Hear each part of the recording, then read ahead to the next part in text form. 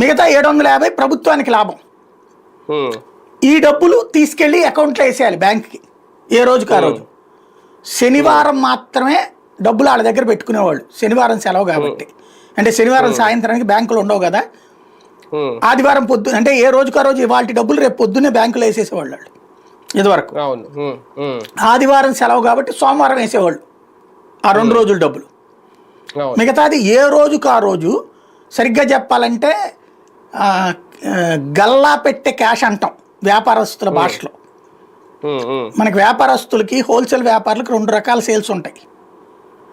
ఒకటి, మనం ఇక్కడ ఉన్న సరుకుని ఇతర ఊళ్ళకి ఇతర ప్రాంతాలకి పంపిస్తే అది మళ్ళీ మన తరపున ఒక గుమస్తాను లేకపోతే మనమే వెళ్ళి కలెక్ట్ చేసుకొచ్చుకుంటాం. అది ఒక ఇదనమాట, బల్క్ అమౌంట్ అది. రెండవది రిటైల్ సేల్స్ అనమాట. ఇది అంటే గల్లా పెట్టే సేల్స్ అంటారు అనమాట. అది ఈ రోజున మన దగ్గరకు వచ్చి కొనుక్కుపోయేటటువంటి వాడు.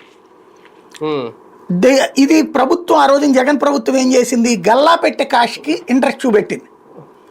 ఎందుకు ఇట్లాగా వైన్ షాపులోడు ఒక బల్క్ అమౌంట్ ఒకేసారి ఇచ్చేసి ఇట్లా చేస్తే వాళ్ళకి వర్కౌట్ అవ్వట్లా.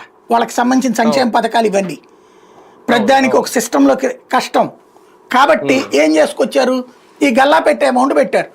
రోజుకు 1 కోటి రూపాయలు అట్ట పడి ఉంటాయి డబ్బులు, పోయేదే ఉంది గవర్నమెంట్కి.